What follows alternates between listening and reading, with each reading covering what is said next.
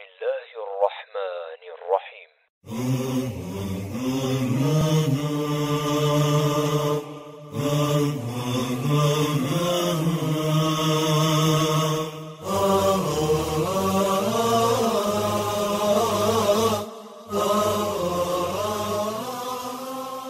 بسم الله الرحمن الرحيم.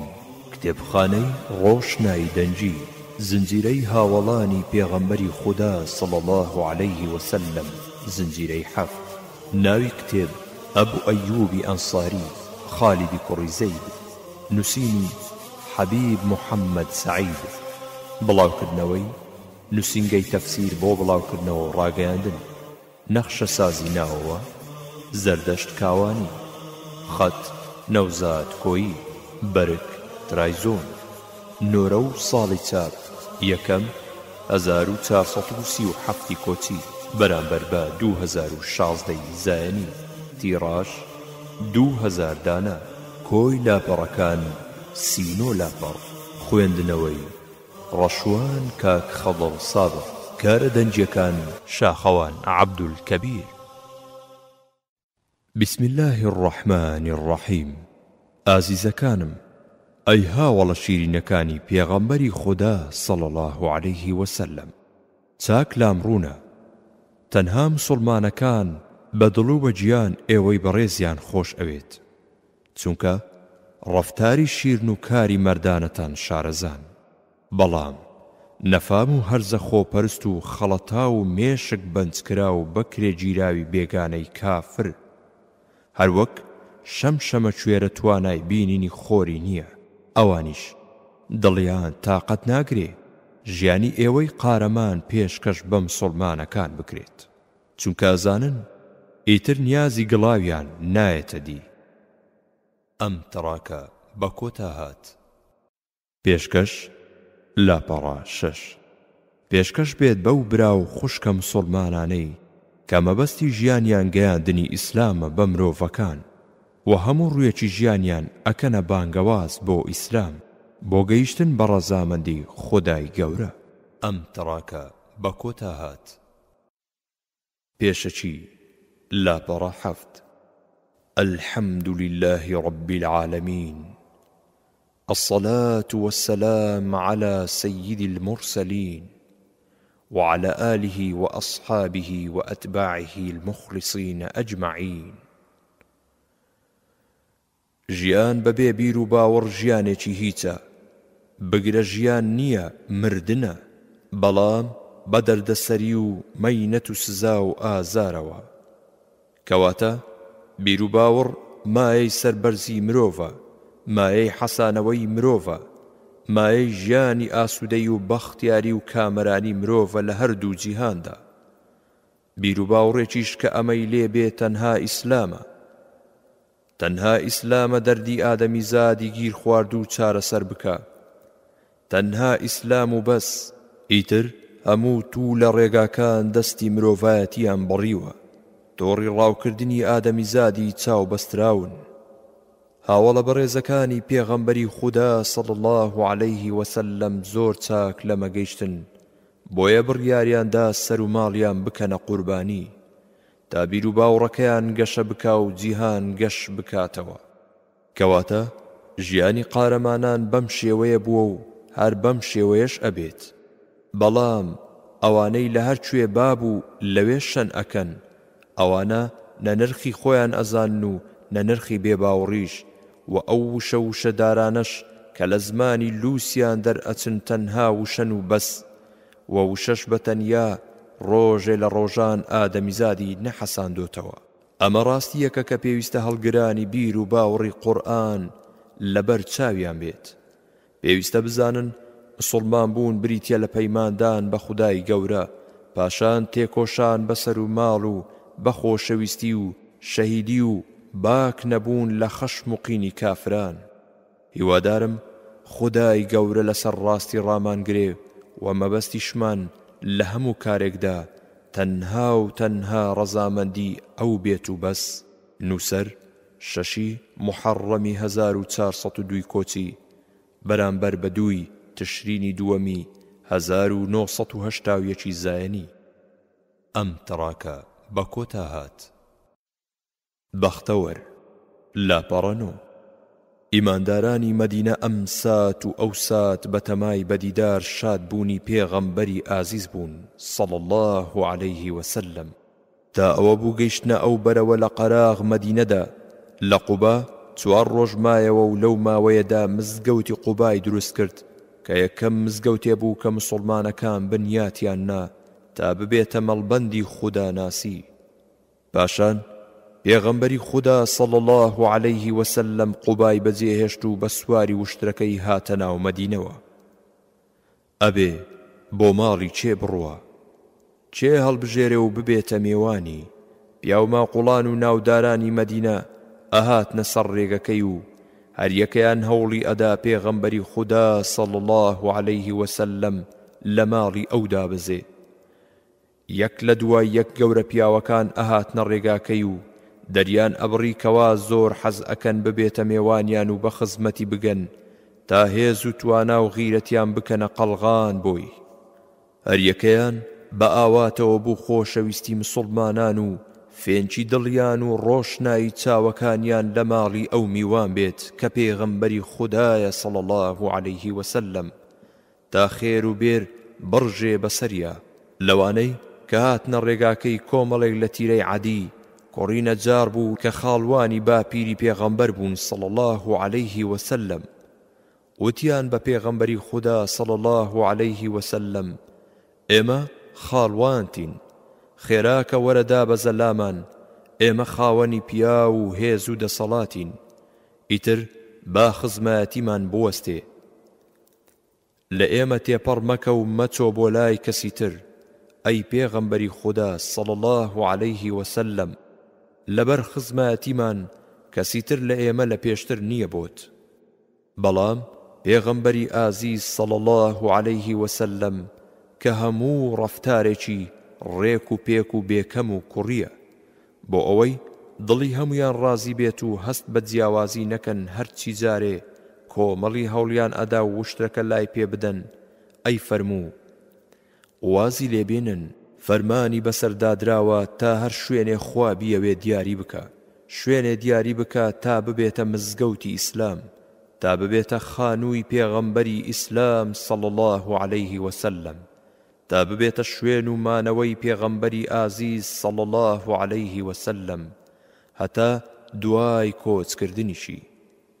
وشترەکە هەروە بەپێی ئەو نەخشەیەی کە بۆی کێشرا بوو وردە وردە لەسەر خۆ هەنگاوی هەڵ ئەگرت کە لە کاتێکدا سەرداری مرۆڤایەتی بەسەر پشتیەوە بوو صەڵی الله عەلەیه وسەلەم.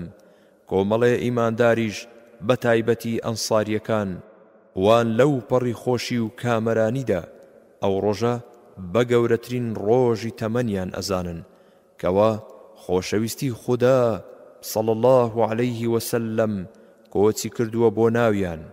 بۆیە هەر یەکیان بە ئاواتەوە بوو وشترەکە لە بەردەم ماڵی ئەوانە چۆکدا بدا تا خۆشەویستترین پیاو ببێتە میوانیان. جاچ خۆشی و کامەرانیەک لە جیهانە ئەگاتە ئەوەی کە پێغەمبەری ئیسلام صەڵی الله عەلەیه وسەلەم ڕزگارکەری مرۆڤایەتی مافخوراو صەڵی الله عەلەیه وسەلەم ببێتە میوانی چێش، میوانی ئەوانەی بە هەموو شێوەیەک بوونە کۆمەک و پشتیوان بۆ دینی خوا کە قورئانی پیرۆز باسییان ئەکا. هەر کە وشترەکە بەردەم ماڵێکی بەجی ئەهێشت خەم و خەفەت ئەو خێزانەیدا ئەگرت و خۆشی و تیشتی هیوای ئەکەوتە دڵی ماڵی دووەمەوە کە بەڵکو میوانی ناوازە بەر ئەوان بکەوێ. هەروەها وشترەکە لەسەر ڕەوتی خۆی بەردەوام بوو بەرەو شوێنی دیاری کراو بۆی. مسڵمانەکانیش بە دوایەوە ئەڕۆیشتن و بە گەرمی چاوەڕێیان ئەکرد تا بزانن چێ ئەوەی وا ئەوەندە خوا بەختەوەری کردووە پێغەمبەری خوددا صەڵی الله عەلەیه وسەلەم کە ئەبێتە میوانی. هەتا ئەوە بوو گەیشتە گۆڕەپانێکی چۆڵ چۆچی دادا، بەڵام پێغەمبەر صەڵی الله عەلەیه وسەلەم دانەبەزی. دوای تۆزێک وشترەکە هەڵسا و کەوتە ڕێ. پێغەمبەریش صەڵی الله عەلەیه وسەلەم جلەوی بۆ شل کردبوو تا سەربەستی خۆی وەربگرێ و چۆن فەرمانی پیادراوە وا بکە. ئەوەندەی پێنەچوو گەڕایەوە دواوەوە لە شوێنی یەکەم جار چۆچی دادایەوە. خاوەن ماڵ کە ئەمەی دی هەستی کردکەوە پێغەمبەری خودا صلی الله عەلەیه وسلم بووە بە میوانی ئەوان. خۆشی و شادی و شادومانی کەوتە دڵی ئەبوو ئەیوبەوە. چ بەخشێکی ئەم سەرزەویە ئەگاتە ئەمەی کە پێغەمبەری خودا صلی الله عەلەیه وسلم خۆشەویستی مسلمانان ببێتە میوانی. ئەبێت چ فەڕ و پیرۆزی و بەختەوەریەک بڕژێ بەسەریانە. بۆیە خێرا لە ناو مسلمانە ڕاوەستاوەکانە بەو پەڕی خۆشیەوە دەرپەڕی لە پێغەمبەری ئازیز صلی الله عەلەیه وسلم چووە پێشەوە و بەخێرهاتنێکی گەرمی لێ کرد. بەخێرهاتنێکی وەهای لێ کرد کە زمانی پێنووس ناتوانن دەری بڕن مەگەر تەنها دڵ و ڕۆحی مسلمانان بزانێ چۆن بەخێرهاتنێک بووە. اینجا شتومەکەکانی هەڵگرت و دای بەشانیە هەر وەک هەموو گەنج و جەواهیری دونیای هەڵگرت بێ. هەڵی گرتن و بردیەوە بۆ ماڵی خۆیان و ئەسعەدی کوڕی زوڕارەش وشترەکەی بردەوە ماڵی خۆیان کە پێغەمبەری خودا صلی الله عەلەیه وسلم دابەزی بۆی دەرکەوت. ویستی خودا وایە ئەم شوێنە بکرێتە مزگەوت نیشتنگای یەکجاری خۆی. جا فەرمووی: رب أنزلني منزلا مباركا وأنت خير المنزلين. آية 29 لسورة المؤمنون. پاشان لەبارەی شوێنەکەوە کە خەرمانی وشکردنی خورما بوو پرسیاری کرد. خەرمانەکە هیدوو هەتیو بوو کە ئەسعەدی کوڕی زوڕارەش سەرکاری ئەکردن. دوو کوڕەکە کە زانیان پێغەمبەری خودا صلی الله عەلەیه وسلم پێویستە شوێنی چۆک دادانی وشترەکە بکا بە مزگەوت ویستیان بە خۆڕایی دەستی لێ هەڵگرن لە پێناوی خودادا. تێبینی ئەبوو ئەیوب خەزرەجیە بەشداری پەیمانی عەقەبەی دووهەمی کردووە و پێغەمبەری خودا صلی الله عەلەیه وسلم لەگەڵ موسعەبی کوڕی عومەیردا کردنی بەبرا بەردەوام بوون. بەڵام پێغەمبەر صلی الله عەلەیه وسلم ئەمەی پەسەند نەکرد وەلەی کڕین. دیارە بە ئامادەی مامەکەیان ئەسعەدی کوڕی زوڕارەش بەدە دیناری ئەو چەرخە. ئەبوو ئەیوب سوپاسی خودای پەروەردگاری کرد بۆ ئەم بەخشە گەورەیە کەوا خۆشەویستەکەی کردە میوانی لە ناو هەموو ماڵە مسلمانەکانە کە ئەوی بۆ ئەم بەخشە هەڵبژارد. پێغەمبەری خۆشەویست صلی الله عەلەیه وسلم چووە ماڵی ئەبوو ئەیوب. خانووەکەیان دوو قات بوو. جا ئەبوو ئەیوب بۆ ئەوەی زیاتر ڕێز لە میوانی ئازیز بگرێت باڵاخانەکەی بۆ چۆڵ کرد و بەڵام پێغەمبەری خودا صلی الله عەلەیه وسلم دڵی بە قاتی خوارەوە بوو. ئەویش لە فەرمانی دەرنەچوو قاتی خوارەوەی بۆ چۆڵ کرد. شەودا هات و ئەو میوانانەی پێغەمبەری خودا صلی الله عەلەیه وسلم لەلای بوون و هەڵسان. ئەبوو ئەیوب و خێزانەکەشی سەرکەوتن بۆ سەرەوە و بۆ شوێنی خۆیان. هەر ئەوەندە بوو دەرگایان داخست خێرا ئەبوو ئەیوب ئاوڕیدایەوە بۆ لای خێزانەکەی پێیوت: ماڵی کاوڵمان چیمان کرد؟ ئایا ئەگونجێ پێغەمبەری خودا لە خوارەوە بێت صلی الله عەلەیه وسلم ئێمەش لەسەرەوە؟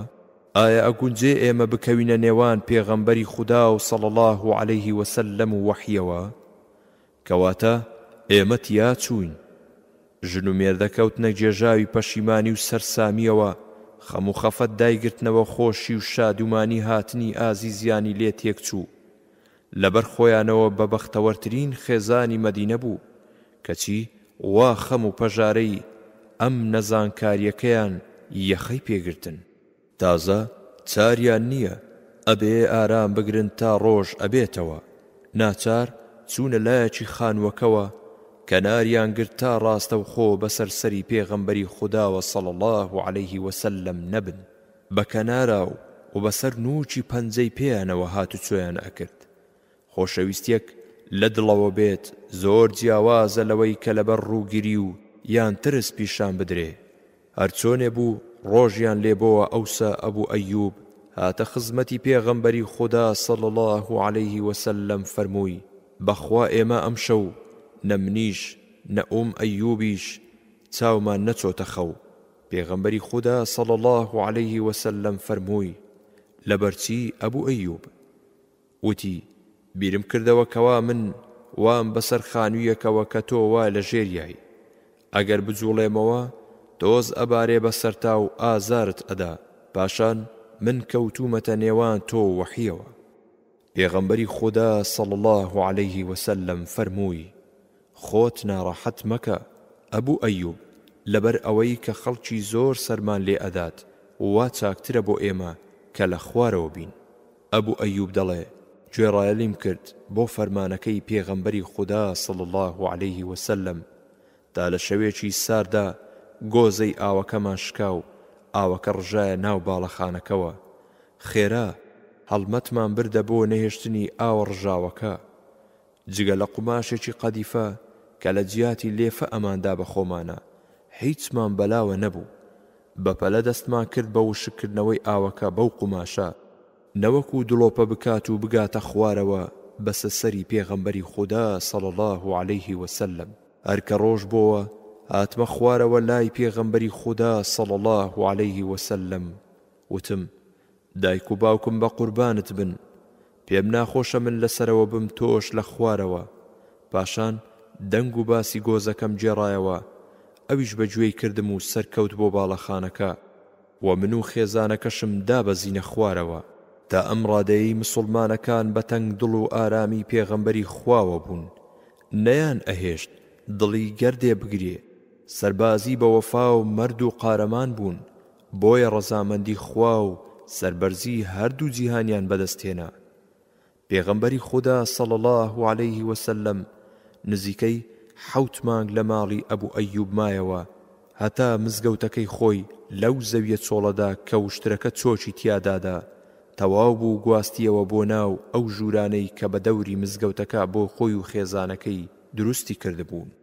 بەمە خودای گەورە ویستی وابوو خێر و خۆشی و پیرۆزی و دراوسێتی پێغەمبەری خوددا صلی الله عليه وسلم لە کیس ئەبوو ئەیوب نەدات تا ئەوپەڕی میهرەبانی پێکەوە بژین و لە قوڵایی دڵیانە یەکتریان خۆش بوێ بە شێوەیەک کە هیچ جیاوازی من و تۆیەک لە نێوانیاندا نەبێت.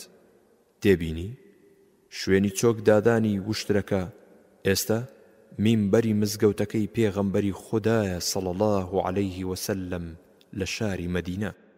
ئەم تەڕاکە بە کۆتا هات پێشەوای ڕاستەقینە و مسلمانانی دڵگوشاد لاپەڕا 16 هێمنی و ئاسایش و برایەتی بەیەکا بوون و خۆشەویستی باڵیان کێشابوو بەسەر پای تەختی دەوڵەتی قورئاندا.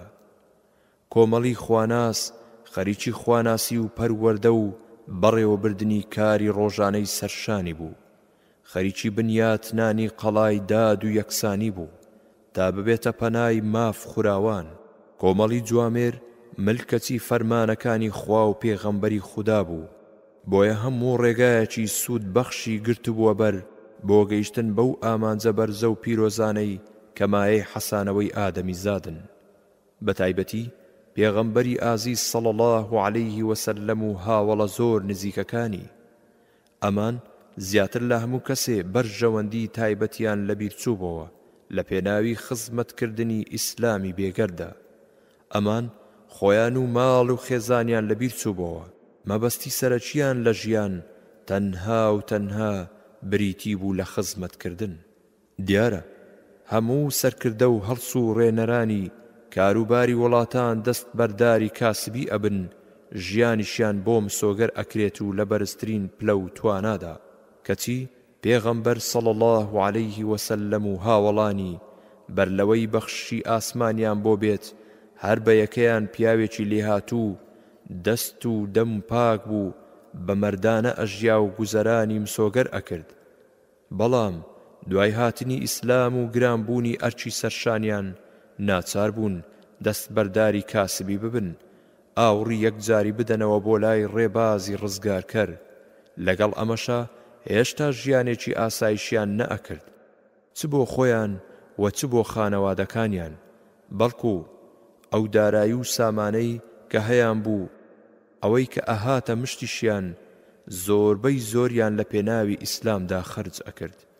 بەمە خۆیان بەجارێک لە ژیانی ئەم جیهانە بێبەش کردبوو بە هیوای ژیانی پاشە ڕۆژەوە، چونکە هەڵسوڕێنەری کاروباری مسڵمانەکان بوون. ئەو مسڵمانانەش کە دەست ڕۆیشتوو بوون بەو پەڕی جوامێریەوە دەستیان بە ماڵ و سامانیانەوە ئەنا تا ڕەزامەندی پەروەردگاریان دەستکەوێ.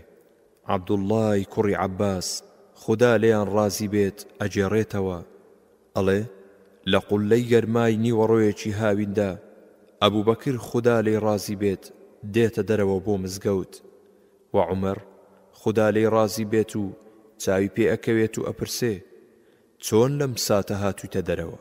ئەبوبەکریش ئەفەرمێ لە تاوی برسێتیدا. عومەر ئەفەرمێ بە خوددا منیش تەنها لەبەر ئەوە. لەم کاتەدا پێغەمبەری خوش صلی الله عليه وسلم هاتە دەرەوە و لێی پرسین چۆن لەم ساتە هاتوونەتە دەرەوە؟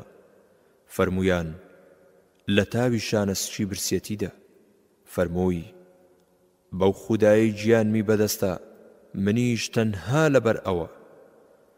ئازیزەکانم، خۆشەویستەکانم، پێشەواکانم، ئەی هەڵگرانی بانگی ڕزگاری ڕاستەقینە، ئەی هەڵگرانی مەشخەڵی ئازادی ڕاستەقینە، ئەی پاڵەوانانی ڕێگای سەربەستی داد و یەکسانی، ئەی پێغەمبەری ئازیز صلی الله عليه وسلم، ئەی ئەبوبەکری خۆشەویست، ئەی عومەری قارەمان، دڵم گڕی گرتووە، هەست و هۆشم خۆڕۆشاوە، سرم سوڕماوە لە ئادەمی زادی بەدبەختی سەر لێ شێواوی مێشک بەنج کراوی چاو بەستراو و پشتی لە ڕێبازە بێگەردەکەی خوا هەڵکردووە و بە ملی کەچ و سەری شۆڕەوە شوێنی ڕێبازە نەفامیەکان و زیان بەخشەکان کەوتووە. بەنیازی خۆی ئەیەوێ لە سایە ئەو بیر و باوڕە دەست بڕانەدا بەحەسێتەوە، نازانێ هەتا ئەوە ڕێڕەوی بێت مەگەر هەر زامەکانی سۆبن و پێیانەوە بتلێتەوە. بەنیازی خۆی پێشەوای دڵسۆزی دەست نیشان کردووە، نازانێ بەسەر خوێن و گۆشت و عارەق و شەرەفی ئەوە و ئەوانەوە ئەگەنە ئاوە تیگەڵاویان، سەرنجامیش پەشیمانی هەردوو جیهانی بە شوێنەوەیە. ئازیزەکانم، ناچارم بەپێی توانە تا هەرکوێ دەنگم و دەنجی هەموو خوشک و برایەکانی ئیماندارم پڕ ئەکا بە هەموو هێزێکمانەوە هاوار بکەینە ئادەمی زاد، ئیتر بەسیەتی، ئیتر بگەڕێوە تاکەی بەدەستی خۆت ئەکەیتە بەندەی ئەڵقە لە گوێی دوژمنانی مرۆڤایەتی، تاکەی بەدەستی خۆت قوڕاو ئەگریتەوە و خۆتی تێ ئەخەیت. وەرە بە ویجدانەوە بەبێ لایەنگری سەرنجی مێژووی ئادەمی زاد بدە بزانە داخۆ سەرباز خانەی خوا دۆستی ئادەمی زاد بووە، حەسانەوەی پێشکەش کردووە یان سەربازخانەی شەیطان.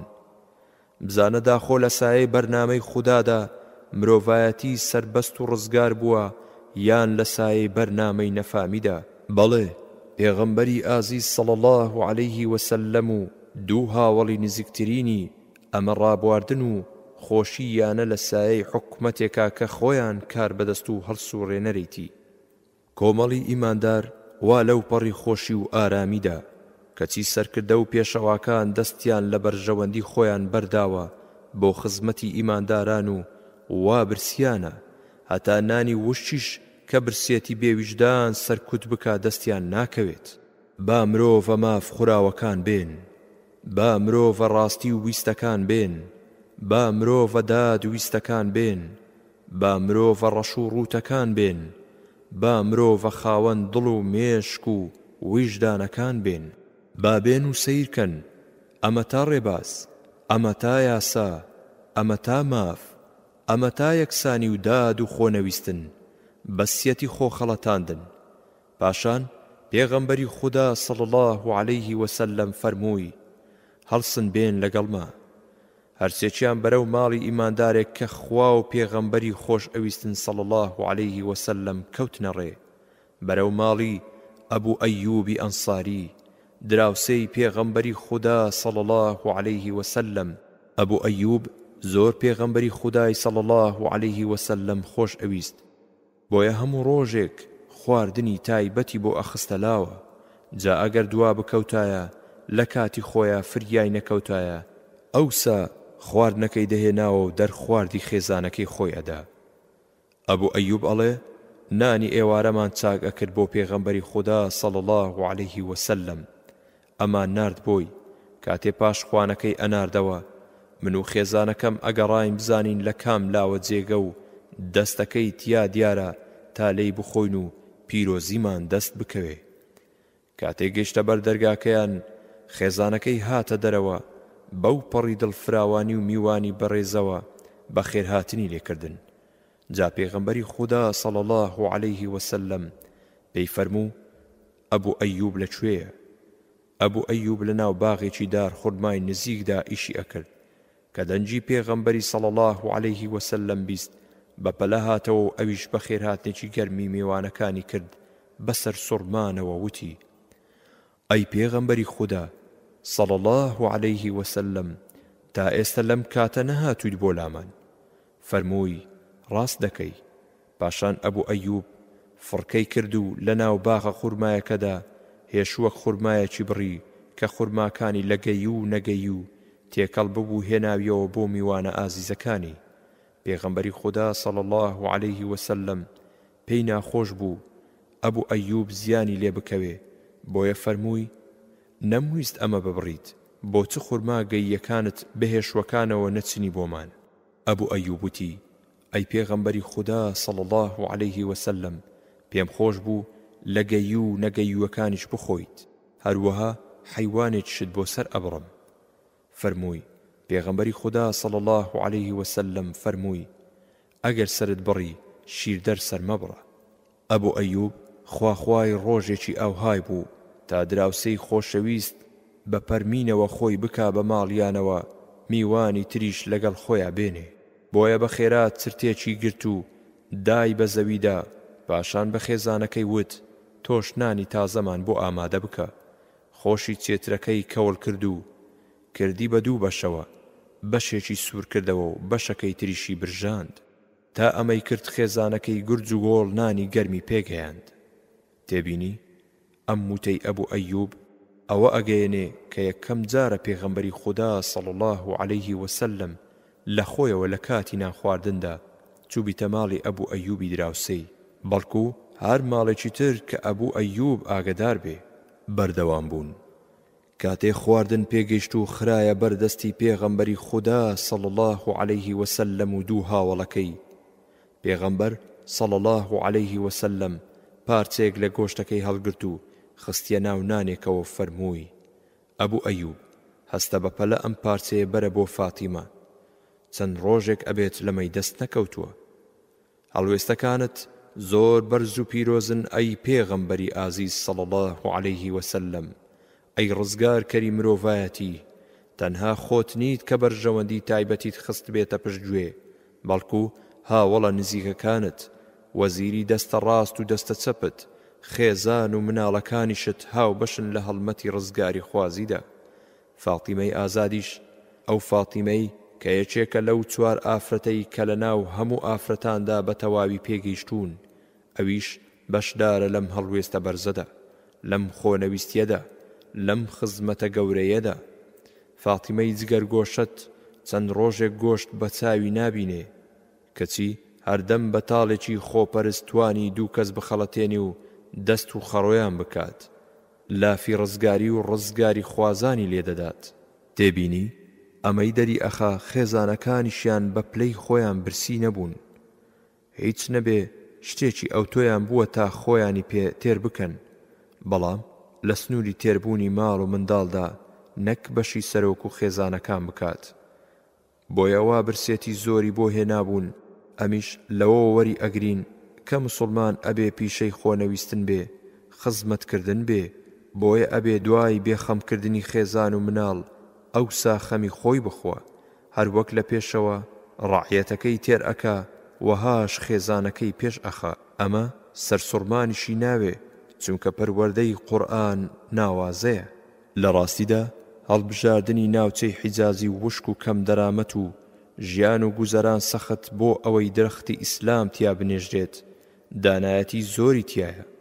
یەکێکیان ئەوەیە کە ئەم نەمامە پێویستی بە پیاوانی لێهاتووی بەرگری کەر هەیە کە هەموو تاڵی و سوێریەکان بەلاوە ئاسان بێت، بتوانن بەرگەی شاڵاوی نەفامی و تەنگ و چەڵەمەی ڕۆژگار بگرن، بتوانن ڕۆژی ڕەش و پڕستەم و مەینەتی و کەم دەرامەتی بەسەر بەرن. بەردەوام بوون. بەڵێ میوانەکان لە ماڵی ئەبوو ئەیوب تێریان خوارد و پاشان پێغەمبەری خوددا صلی الله علیه وسلم فەرمووی: نان و گۆشت و خورما و خورمای نیوەگەی و خورمای تەواوگەی و فرمێسک بە چاوەکانیان هاتە خوارەوە. پاشان فەرمووی: بەو خودایەی گیانی منی بەدەستە، ئەمە ئەو ناز و نیعمەتەیە کە لە ڕۆژی قیامەتە لەبارەیەوە پرسیارتان لێ ئەکرێ. جا ئەگەر لەمەتان پێبەخشرا دەستان کرد بە خواردنی بڵێن بسم الله، و دوای تێر خواردنیش بڵێن الحمد لله الذي وأشبعنا وأنعم علينا فأفضل. مەبەستی پێغەمبەری خوددا صلی الله عليه وسلم لە ئاەتی 8 سوورەتی التەکاثورە کە ئەفەرموێ: ثم لتسألن يومئذ عن النعيم. ئاەتی 8 سوورەتی التەکاثور. پاشان پێغەمبەری خوددا صلی الله عليه وسلم هەڵسا بە ئەبوو ئەیوبی فەرموو: سبەینێ وەرە بۆ ماڵی خۆمان. پێغەمبەری خوا صلی الله عليه وسلم بەرامبەر بە هەر کەسێ چاکەیەکی لەگەڵا بکردایە حەزی ئەکرد پاداشتی بە چاکە بداتەوە، بەڵام ئەبوو ئەیوب بەگوێیەوە نەبوو. بۆیە عومەر ڕەزای خوای لێبێت پێی فەرموو: ئەبوو ئەیوب، پێغەمبەری خوددا صلی الله عليه وسلم فەرمانت بەسەر ئەدا کەوا سبەینێ بچیت بۆ ماڵی خۆیان. ئەبوو ئەیوب وتی: دەستبەردار و گوێڕایەڵم بۆ پێغەمبەری خوا صلی الله عليه وسلم. بۆ ڕۆژی دووەم ئەبوو ئەیوب بۆ جێبەجێکردنی فەرمانەکەی پێغەمبەری خوددا صلی الله عليه وسلم چوو بۆ ماڵیان و ئەمیش لە پاداشتیا کەنیزیەکێکی مناڵی پێبەخشی کە لە بەردەستی خۆیان بوو. پێی فەرموو: ئەبوو ئەیوب، ئامۆژگاری چاکەی بکە، چونکە چەنێ بەلامانەوە بوو لە چاکە بەلامەوە هیچمان پێوە نەدیوە. ئەبوو ئەیوب گەڕایەوە ماڵەوە، دیارەکەی پێغەمبەری خوددا صلی الله عليه وسلم لەگەڵا بوو. کاتێ خێزانەکەی چاوی پێی کەوت و پرسی: ئەمە هیچەیە ئەبوو ئەیوب؟ وتی: هی خۆمانە. پێغەمبەری خوددا صلی الله عليه وسلم پێی بەخشیوین. وتی: دەیکەواتە خاوەن بەخشیش بە گەورە بەخشەکەش بەڕێز بگرە. وتی: پێغەمبەری خوددا صلی الله عليه وسلم ئامۆژگاری کردوین بە چاچی لەگەڵیا بجوڵینەوە. خێزانەکەی وتی: جا چی بکەین لەگەڵیا چاک بێ تا ئامۆژگاریەکەی پێغەمبەری خوددا صلی الله عليه وسلم جێبەجێ بکەین. وتی: بەخوا بۆ ئامۆژگاریەکەی پێغەمبەری خوددا صلی الله عليه وسلم چاکتر شک نابم جگە لەوەی کە ئازادی بکەم.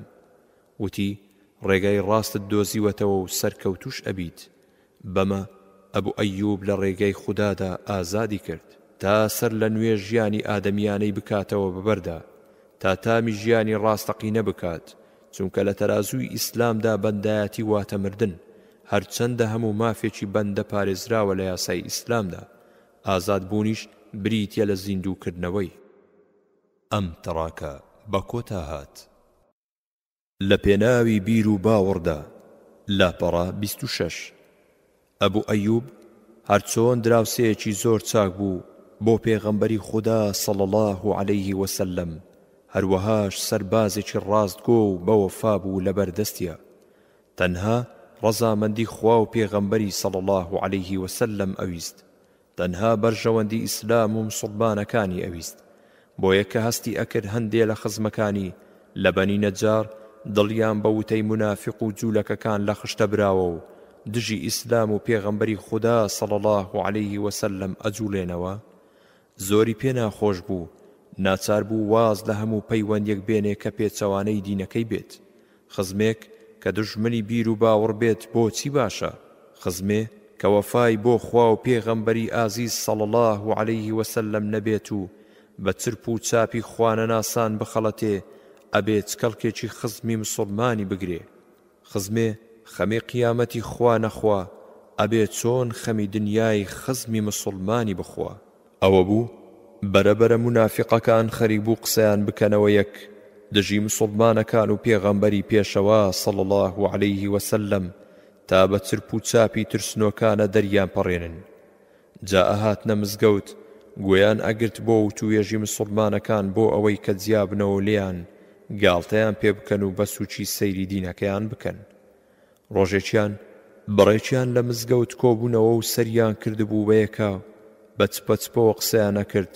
کاتێ پێغەمبەری خوددا صلی الله عليه وسلم چاوی پێیان کەوت بەم شێوەیانەوە فەرمانیدا بکرێنە دەرەوە. خێرا مسڵمانەکان هەڵمەتیان بردە سەریان و لاقیان گرتن و فڕێیان دانە دەرەوە. یەکەم کەسێکە هەڵسا ئەبوو ئەیوب بوو. هەڵسا بۆ سەردارێکی منافقی خزمی خۆی کە ناوی عومەری کوڕی قەیس بوو. لە بەنی نەجار بوو پارێزەری خواکانیان بوو لە سەردەمی نەفامیدا. دەستیدایە قاچێکی و بەڕاکێشان فڕیدایە دەرەوە و ئەویش ئەیوت ئەوە ئەبوو ئەیوب لە خەرمانی خورما و وشکردنی بەنی ثەعلەبەدا دەرم ئەکەیت؟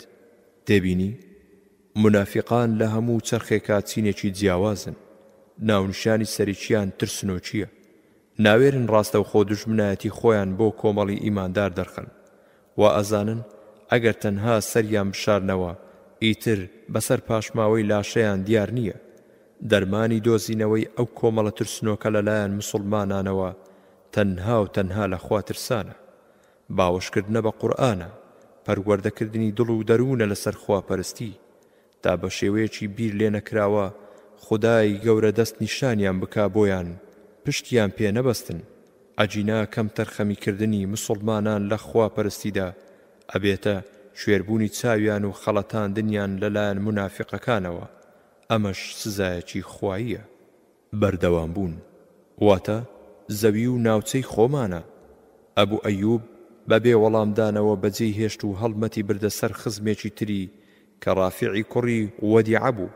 جلەکانی گرت و تون ڕایکێشا و دای بەدەم و چاویدا لە مزگەوت کردیە دەرەوە و ئەیوت ئۆف چ منافقێکی پیسی، لەکوێوە هاتووی بگەڕێەوە لە مزگەوتی پێغەمبەری خوددا صلی الله عليه وسلم نەمینەیت.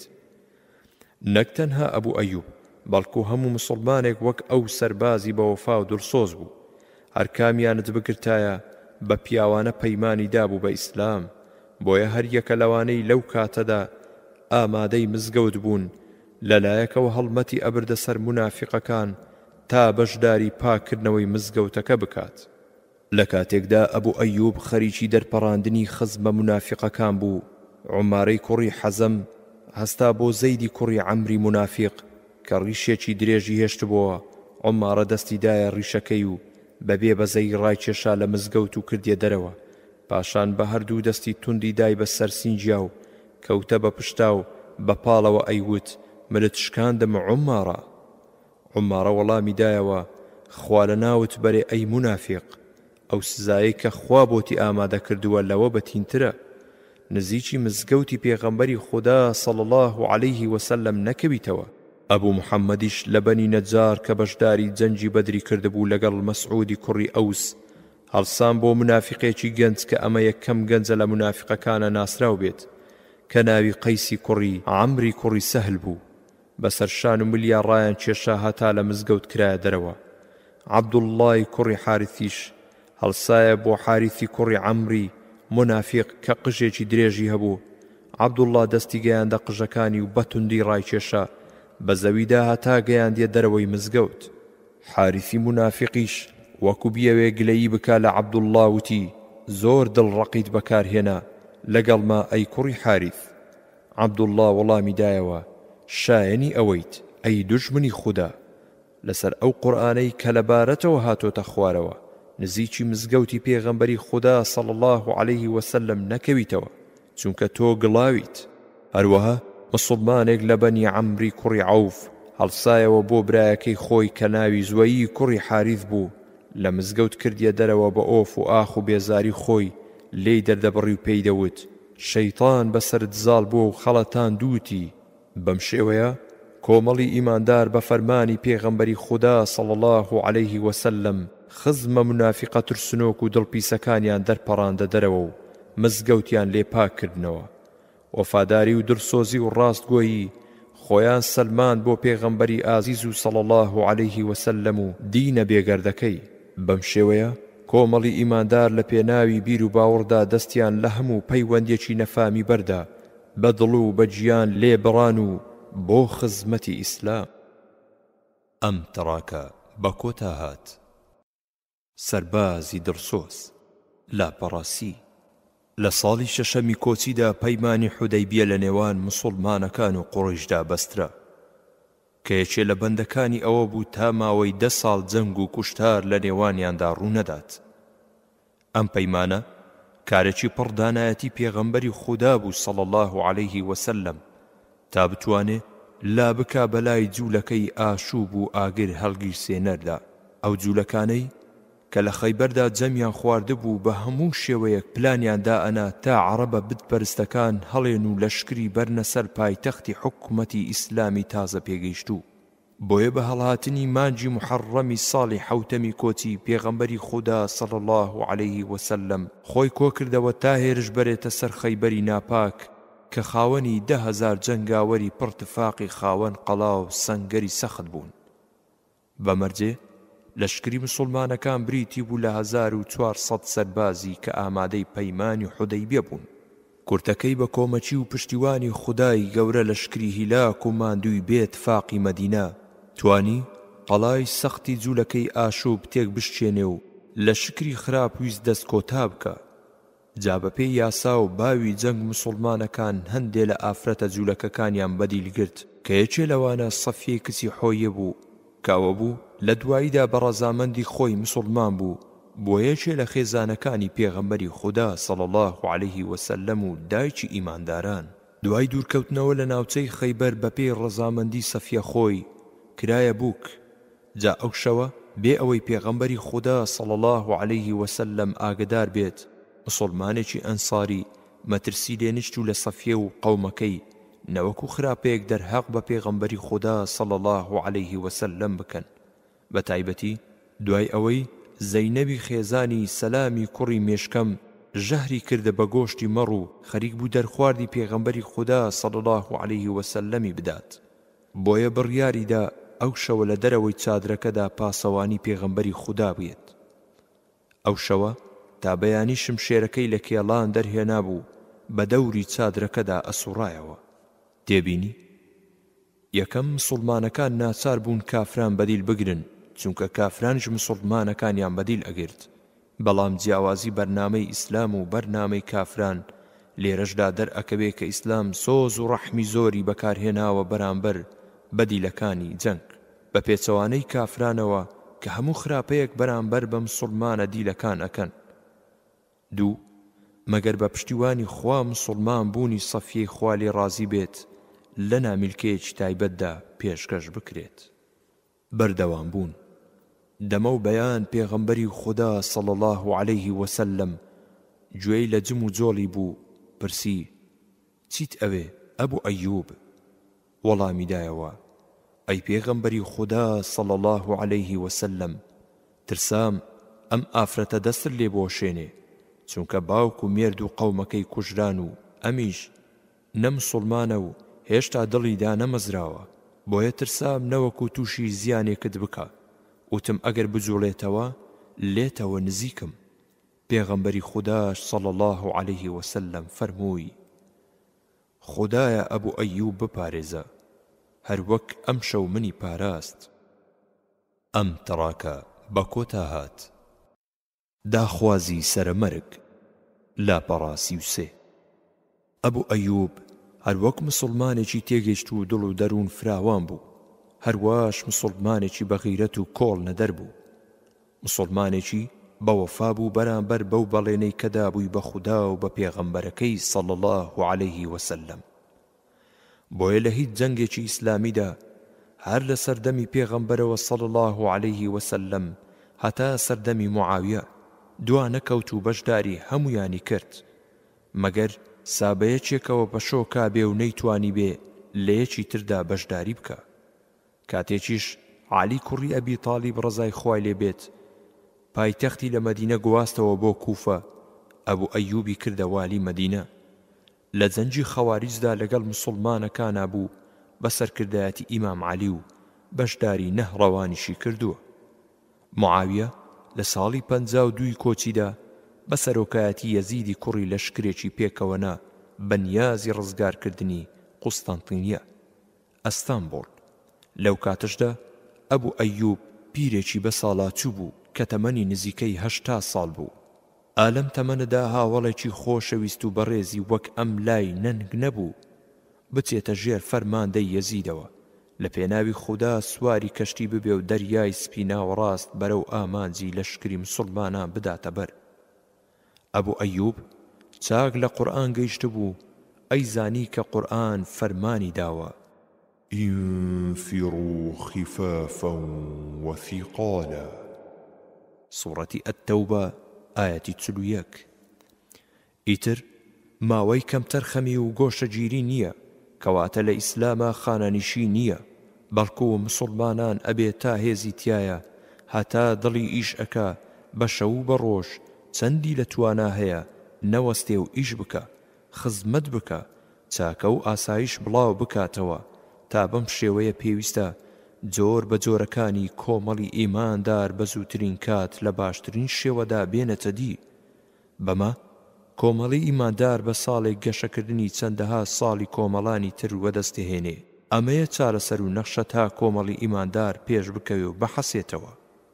بەڵام خواویستی وابوو دوای کەمێ لە دەست پێکردنی جەنگ لەگەڵ دوژمناندا ئەبوو ئەیوب تووشی نەخۆشێکی سەخت بوو بە شێوەیەک پەچی خست توانای نەما بەردەوام بێت لەسەر جیهاد.